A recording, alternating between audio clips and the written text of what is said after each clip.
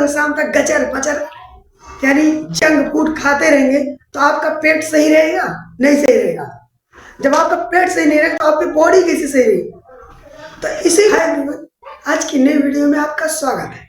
आज की वीडियो में हम जानेंगे नियंत्रण और समन्वय, यानी समन्वय से रिलेटेड, नियंत्रण से रिलेटेड सारे टॉपिक्स को कवर करेंगे। किस चैप्टर में?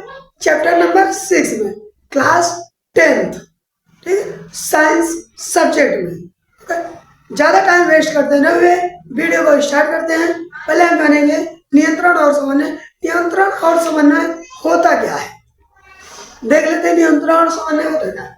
नियंत्रण और समन्वय, नियंत्रण और समन्वय जीवों में बाहरी व भीतरी, बाहरी यानी बाहर और भीतरी यानी अंदर, शरीर के अंदर जीवों में वातावरण के बीच संतुलन बनाए रखने के लिए, संतुलन बनाए रखने की क्षमता को नियंत्रण तथा समान स्थिति बनाए रखने की प्रक्रिया को समन्वय कहते हैं।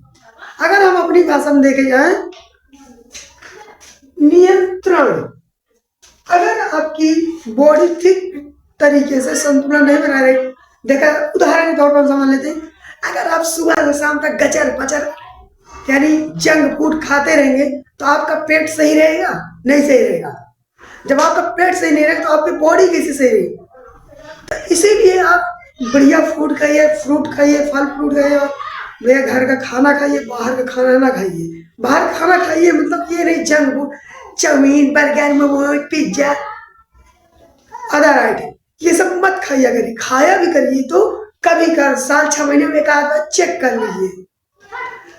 अगर आप थोड़ा आप नॉर्मली खाएंगे तो कोई दिक्कत नहीं। ये नहीं कि सुबह शाम खाते रहे फास्ट फूड आइटम, बाहर का जंक फूड, इससे हमारी सेहत बेकार हो सकती है, नुकसानदेह हो सकती है। इससे हमारी संतुलन बेकार हो जाएगी। उसी को कहते हैं संतुलन बना के रखने की क्षमता। अगर आप अपने शरीर की संतुलन बनाए रखने की क्षमता को चाहते हैं तो आप अपने घर का भोजन करिए अच्छा से अच्छा, और फल फ्रूट की एडमिट कार्ड हो जाए तो भी आप दे सकेंगे बोर्ड एग्जाम। इसके लिए आपको एग्जामिन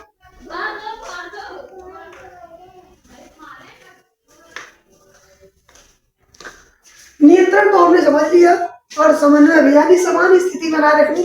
बात एक ही है लगभग, इसमें समान स्थिति है, इसमें संतुलन है, समान यानी जनरल। ओके, अब हम देखते हैं इनमें जो है नियंत्रण और समन्वय में क्या है। पहले देखेंगे जंतुओं में समन्वय। हम दो में देखेंगे, एक जंतु में, एक मानव में, ठीक है। पहले हम सारे जंतुओं के टॉपिक्स को कवर करेंगे, उसके बाद मानव के में चलेंगे। देख लेते हैं जंतुओं में समन्वय। जंतुओं में समन्वय किस प्रकार से है? जंतुओं में समन्वय 2 प्रकार से है। कौन कौन से हैं? जंतुओं में समन्वय 2 प्रकार से हैं, और वह कौन कौन से इस बोर्ड पे हम आपको दिखाते हैं और बताते हैं। क्योंकि मैं इसलिए पहले लिख दूं, उसमें आपका टाइम बच रहा है। आप वीडियो कम देखेंगे यानी कम समय तक है, और नॉलेज पूरी मिलेगी। उसमें मेरा लिखने का भी समय चला जाता था। अब आपका समय मैं बचा रहा हूँ, मैं अपना भी समय बचा रहा हूँ। मेरा तो समय उतना लग रहा है, मैं लिख रहा हूँ, समय वेस्ट हो रहा मेरा भी, लेकिन मैं आपको समय जरूर बचा रहा हूँ।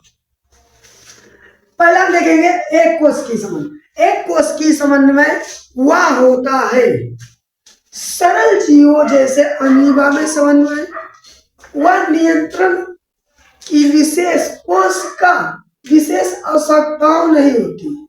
यानी सरल जीवों जैसे अमीबा में समन्वय व नियंत्रण की विशेष आवश्यकता नहीं होती, क्योंकि इनके कोशिकांग आवश्यक, यानी इनके कोशिकांग ही आवश्यक समन्वय कर लेते हैं, यानी ये खुद कर लेते हैं, समन्वय कर लेते हैं। अब हम देखेंगे दूसरा हमारा बहुकोश की समन्वय।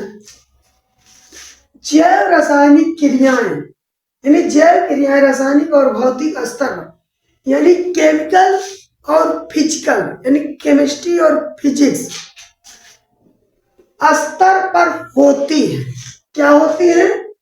बहुकोशिकीय समन्वय, तंत्रिका तंत्र व अंतःस्रावी तंत्र अपने अपने ढंग से, ये दो जो लिखा है ना, ये अपने अपने डबल अपने अपने ढंग से इन क्रियाओं का नियमन करते हैं और विभिन्न अंगों के क्या करते हैं? विभिन्न अंगों के कार्यों में समन्वय बनाए रखते हैं। और ये विभिन्न अंगों के कार्यों में समन्वय बनाए रखते हैं। और यह किस प्रकार से बनाए रखते हैं यह भी देखते हैं। तंत्रिका समन्वय और रासायनिक समन्वय, मैंने बताया ना इसमें तंत्रिका समन्वय और रासायनिक समन्वय, दो प्रकार के समन्वय। अब ये भी दो समन्वय देख लेते हैं। तंत्रिका समन्वय अपनी कोशिकाओं और तंत्रिका सूत्रों द्वारा शरीर में होने वाली कायिक व्यवहारिक और शारीरिक क्रियाओं का समन्वय करता है। शारीरिक से रिलेटेड यानी बॉडी से रिलेटेड सारी समन्वयों को कौन करता है? तंत्रिका समन्वय करता है। और इसे ही तंत्रिकी या तंत्रिका समन्वय कहते हैं। तंत्रिका समन्वय तो देखिए, इसमें एक छोटा सा टॉपिक है, मिल गई है, देखा जाए तो इस टॉपिक से यानी इससे रिलेटेड है या नहीं, लेकिन इस चैप्टर से रिलेटेड जरूर है, उसको थोड़ा सा देख लेते हैं। ग्राही अंग, रिसेप्टर अंग, इसका देखा जाए तो अगर हम समझे तो इसको खास तौर पर क्लास 12 में फुल डिटेल्स के साथ जरूर पढ़ेंगे आप। ग्राही यानी ग्रहण करना। मैंने पिछली वीडियो में जो बताया है, लास्ट पार्ट 3 वीडियो में मैंने बताया ग्रसनी, नासाद्वार, ये सारे बताए ना लास्ट तक, उसी से मैंने देखा है तो ग्राही अंग निकला है। हम जैसे भोजन किए, ज्ञान ग्रहण किए ना, उसी को ग्राही अंग कहते हैं। जो हमारा हमने ग्रहण किया, जो नहीं मतलब जिसके द्वारा किया, उसे ग्राही अंग कहते हैं। जैसे अगर हम कुछ चबा के खाते हैं, किसके द्वारा खाते हैं? दांत के द्वारा, लेकिन किससे? जीभ के द्वारा। जीभ किससे अंदर जाता है? ग्राही अंगों द्वारा तंत्रिका तंत्र बाहरी व भीतरी यानी आउट इन के संपर्क में बनाए रखता है। बाहरी वातावरण से ही उद्दीपन ग्रहण करने वाले अंग को ज्ञानेंद्रिया भी कहते हैं, अलग प्रकार से। और यह एग्जाम्पल के तौर पे देखते हैं, मैंने बताया भी है अभी, आंख, नाक, कान, त्वचा आदि बताया ना। आंख के द्वारा क्या ग्रहण करते हैं? लोगों को देखना, ठीक। नाक के द्वारा क्या ग्रहण करते हैं? सांस लेना। कान के द्वारा क्या ग्रहण करते हैं? सुनना, ये ध्यान रखिएगा। त्वचा के द्वारा क्या करते हैं? स्किन्स, जो हमारी स्किन सबसे बॉडी है, ये भी इंपॉर्टेंट है। और दूसरा मैंने क्या बताया था? रासायनिक समन्वय। सेकंड, वह प्रक्रिया जो मुख्य रूप से हमारी अंतःस्रावी ग्रंथि में होती है, या कई हार्मोन क्या करती है? जारी करती है, यानी रिलीज करती है। हमारे बॉडी में बहुत ज्यादा मात्रा में, यानी बहुत फायदेमंद काम है जो हार्मोन रिलीज होता है, या बॉडी में बहुत अच्छा होता है। हार्मोन रिलीज होना अच्छी बात है, लेकिन ज्यादा भी नहीं होना चाहिए। नॉर्मल जो मानव शरीर में कामकाज को नियंत्रित करती है। कामकाज यानी देखी जाए तो जब हार्मोन नियंत्रित, जिस प्रकार से जैसे मुझे भूख लगने के खुशी का हार्मोन, ठीक, ऐसे कई प्रकार के हार्मोन होते हैं। यानी काम कर देगा, मुझे काम करना है, मैं सोच रहा हूँ लेकिन कर नहीं पा रहा हूँ। जब तक हार्मोन रिलीज नहीं होता तो मेरी इच्छा कहाँ जाती है? अब पशु जगत में जटिल अंतःस्रावी तंत्र होते हैं। आप एक बार इसका स्क्रीनशॉट ले लीजिए तो आगे चलते हैं। तंत्रिका तंत्र, तंत्रिका तंत्र होता क्या है? पहले तंत्रिका तंत्र देख लीजिए, तो उसके बाद टॉपिक्स को आगे देखते हैं। तंत्रिका तंत्र हुआ होता है, देख लीजिए। तंत्रिका तंत्र यानी नर्वस सिस्टम। नर्वस सिस्टम हमारे माइंड से रिलेटेड है, ठीक है। तंत्रिका तंत्र शरीर की सूचना और संचार का प्रणाली है। यह एक संदेश प्राप्त करता है और बात और हर काम में शामिल होता है। यानी देखा जाए, अगर हमें चोट लग जाती है तो उसका दर्द हमारे माइंड तक जाता है, तंत्रिका तंत्र का द्वारा ही हमारे पूरे बॉडी में संदेश पहुंचाता है, तो हमें दर्द का एहसास होता है। ठीक इसी प्रकार से। और तंत्रिका तंत्र में इसके बाद आपके शरीर के बाकी हिस्सों तक संकेत वही बताना है जो संकेत मैंने बताया ना, माइंड के द्वारा जो पहुंचाता है, तो हमें दर्द का एहसास होता है अगर चोट लगने पर।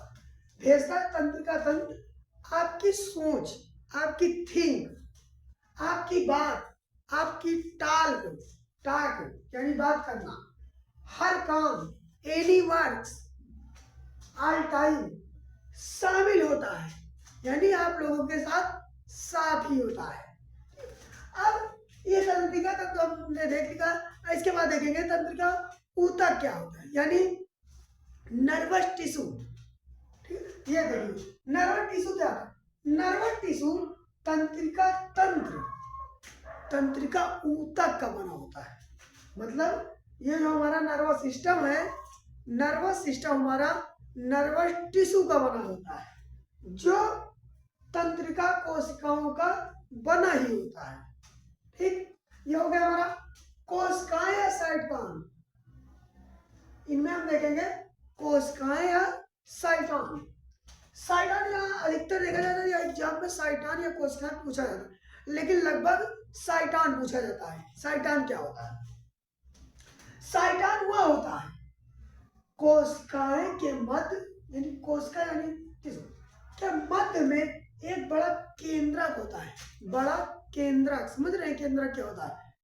नर्वस केंद्रक होता है, तथा इसके चारों ओर कोशिका द्रव होता है। द्रव, ठीक है, द्रव होता है। और कोशिका द्रव में प्रोटीन्स होते हैं। प्रोटीन जो हम लोग खाते पीते हैं उसमें से, जैसे दाल खाते हैं उसमें प्रोटीन्स होता है ना, सब्जी खाते हैं उसमें प्रोटीन्स होता है, वही सब है प्रोटीन्स के अनेक सूक्ष्म कण। प्रोटीन्स में के जो सूक्ष्म कण होते हैं, जिन्हें हम माइक्रोस्कोप के द्वारा देखते हैं, उन्हीं को सूक्ष्म कण कहते हैं, जिसे हम अपने नग्न आंखों द्वारा नहीं देख सकते। और माइक्रोस्कोप के जरिए हम उन सूक्ष्म कण को देख सकते हैं। उदाहरण के तौर पे अगर हम खाने में अगर बासी खाना रखा हुआ है तो उसमें अगर हम देखें तो मुझे दिखता नहीं कीड़ा है उसमें, लेकिन आप माइक्रोस्कोप से देखेंगे 101 से 400 या 300 पे, तो मुझे वो कीड़े दिखते हैं चलते हुए। और अगर आप चावल नहीं समझ रहा, आप बियर देख लीजिए, बियर में होती है। बियर जब आप बहुत ज्यादा जूम करके देखेंगे उसमें होता है, जिस प्रकार से देखा जाए स्पर्म होता है उसमें चलते रहते हैं ना, स्पर्म होते हैं, उस ठीक उसी प्रकार रेड बुल वाला आता है ना एनर्जी ड्रिंक, उसमें होता है। क्योंकि मैंने रिसर्च में कुछ वीडियो में देखा भी है, तो मैं आपको बता रहा हूँ। लेकिन कोई भी देखा जाए तो अगर बासी खाना है उसमें चेक करेंगे तो आपको कीड़ा जरूर देगा, तो आपको खाने बनेंगे। उदाहरण के तौर पर दही देख लीजिए, दही में भी कीड़ा होते हैं, लेकिन हमारे कीड़े फायदे के लिए होते हैं बॉडी में, ठीक होते हैं। साइटोन चल रहा था। कोशिका द्रव में प्रोटीन के अनेक सूक्ष्म कण तो होते ही हैं, ध्यान लिया, जिन्हें निशिल्स कण भी कहते हैं। नॉर्मल यानी छोटे कण कहते हैं, जिन्हें निशिल्स कण कहते हैं। ये एक प्रकार की निशिल्स कण अक्सर पूछा जाता है और साइटोन के साथ ही पूछा जाता है, इसको जरूर ध्यान रखिएगा। डेंड्रास, डेंड्रास में क्या होता है? साइटोन से अनेक प्रवर्ध निकले रहते हैं, अनेक प्रवर्ध निकले रहते हैं, जिन्हें डेंड्रास कहते हैं। क्या कहते हैं? ट्रांस कहते हैं। साइटोन में यानी साइटोन से निकले अनेक पौधों को क्या कहेंगे? डेंड्रास कहेंगे। लिखा भी है। समय आपको बचाने के लिए मैं बार बार बोल रहा हूँ, मैं पहले लिख ले रहा हूँ तो आपको समझा रहा हूँ कि मैं जब लिखता हूँ और वीडियो भी रिकॉर्ड करता हूँ तो इसमें समय ज़्यादा लगता है, तो आपको ज़्यादा देर तक दे, लेकिन आपको कम समय में फुल फायदा। मेरा तो पूरा समझ आ रहा है। अब डेंड्रास के बाद एक्सॉन आता है। एक्सॉन क्या था? साइटोन से निकले अनेक पौधे। इसमें क्या था? साइटोन से अनेक पौधे निकले रहते हैं, लेकिन इसमें साइटोन से निकले अनेक पौधों में से एक छोटा यानी देखा जाए छोटा नहीं, एक लंबा हुआ मोटा क्या होता है? प्रवार्ध होता है। साइटोन से निकले अनेक प्रवर्धों में से एक प्रवर्ध एक लंबा व मोटा होता है, जिन्हें हम क्या कहेंगे? एक्सॉन कहेंगे। एक्सॉन के बाद आएगा हमारा संवेदी तंत्र कोशिकाएं। ये जो तंत्रिका तंत्र है, इसमें जो डायग्राम है, डायग्राम से रिलेटेड सारे वीडियोज को मैं ये जो 4 हमारे चैप्टर्स है, 3-4 चैप्टर, इनको खत्म करके डायग्राम वाला वीडियो आएगा सारे अलग अलग वीडियो में, ताकि आपको समझ में आए। थ्योरी में डायग्राम समझिए तो बहुत कम समझ आपको। थ्योरी के लिए थ्योरी पहले जान लीजिए, उसके बाद जब आप इसे समझे रहेंगे तो आपको क्या समझ में आएगा? डायग्राम से रिलेटेड सारे क्या टॉपिक्स। संवेदी तंत्र कोशिकाएं क्या होती हैं?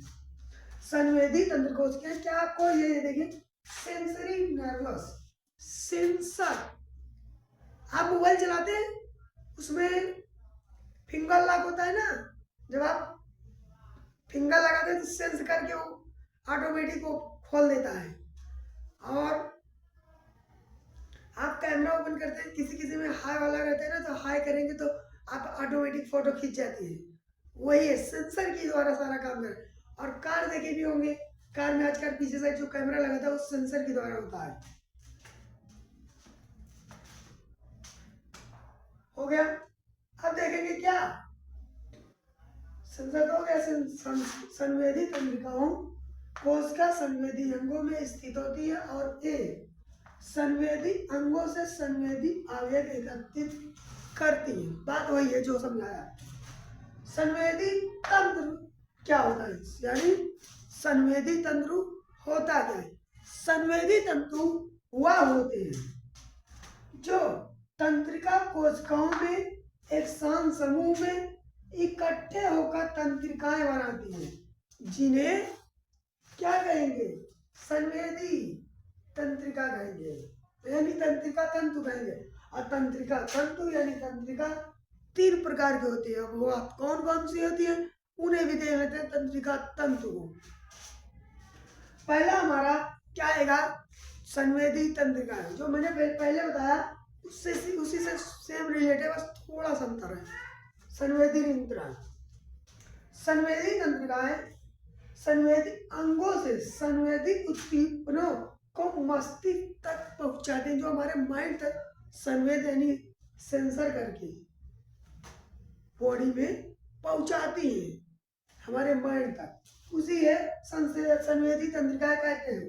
और संवेदी तंत्रिकाएं बाद चालक या प्रेरक तंत्रिकाएं। चालक समझे होंगे, फिजिक्स में है चालक से रिलेटेड टॉपिक्स।